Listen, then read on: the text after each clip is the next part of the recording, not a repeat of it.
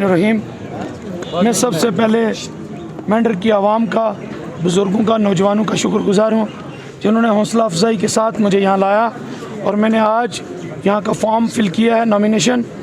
मैं अल्लाह तबारिक व तआला से दुआ करता हूँ कि अल्लाह तबारिक व तआला हमें हक़ पर चलने की और हक़ आवाज़ बुलंद करने की तौफ़ीक़ अता फ़रमाए। और हमने इस प्लेटफार्म को जुल्म के ख़िलाफ़, यतीमों गरीबों मिस्किनों की आवाज़ बुलंद करने के लिए, यहाँ के इंफ्रास्ट्रक्चर की बात करने के लिए, नौजवानों जो बेरोज़गार हैं उनके लिए बात करने के लिए एक साफ़ शफाफ गरीबों का कारवां इकट्ठा किया है।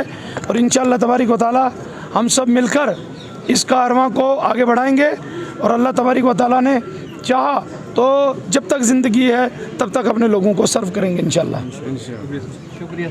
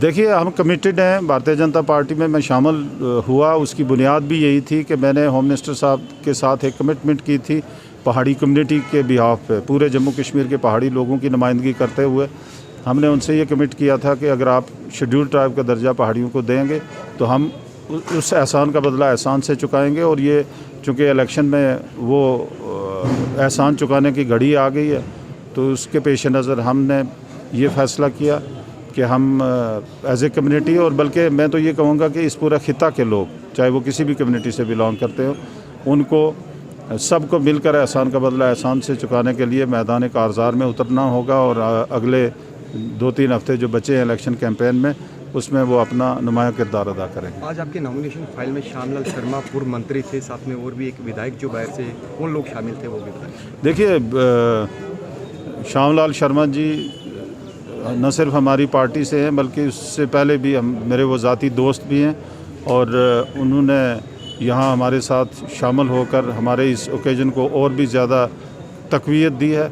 और दूसरे जो MLA साहब हैं अर्जुन ठाकर, वो बेसिकली हिमाचल के हैं, वो यहाँ पे अपनी ड्यूटी सर अंजाम देने के लिए आए हैं। कैंपेन में वो पार्टिसिपेट करेंगे और अगले 2-3 हफ्ते वो हमारे साथ नज़र आएंगे आपको।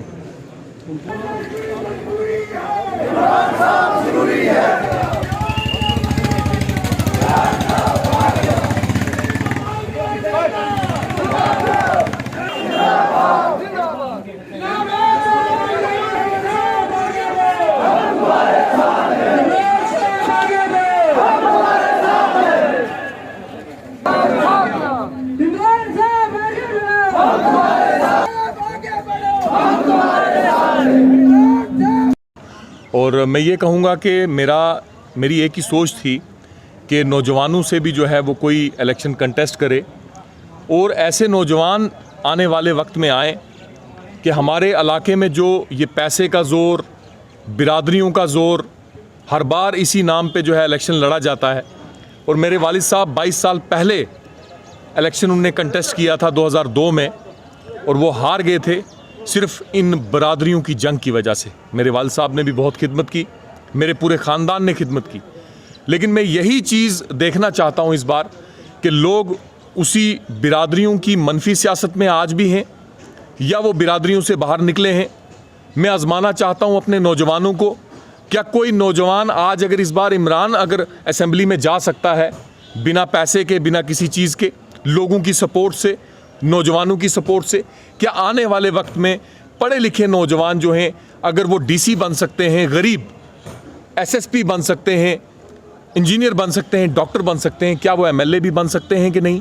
क्योंकि हमेशा यहाँ पे एक बात की जाती है कि जब भी इलेक्शन आते हैं वो कहते हैं 2 चीज़ें चलती हैं कि यार इसके पास टिकट नहीं है, तो टिकट भी कोई गरीब बच्चा जो है वो नहीं ले सकता, और दूसरी वो बात करते हैं कि इसके पास तो पैसा नहीं है, ये कैसे गाड़ियाँ चलाएगा, कैसे निज़ाम चलाएगा, लाखों करोड़ों रुपया खर्चा होता है। तो मैं आज एक एग्जाम्पल सेट करना चाहता हूँ आने वाली पीढ़ी के लिए कि आने वाले वक्त में एक गरीब का बच्चा भी जो है जैसे DC बन सकता है वो MLA बन जाए। तो मैं यही कहूँगा कि एक बेहतरीन आवाज़ में रहा हूँ अपनी आवाम की, अपने नौजवानों की, और इसके बाद भी कोशिश करूँगा कि अगर असेंबली तक मैं पहुँचा तो अपने नौजवानों को एक सीधा रास्ता दिखाऊँगा और बुज़ुर्गों से राय लेके इस इलाके को आगे ले जाने की कोशिश करूँगा। ठीक है, थैंक यू।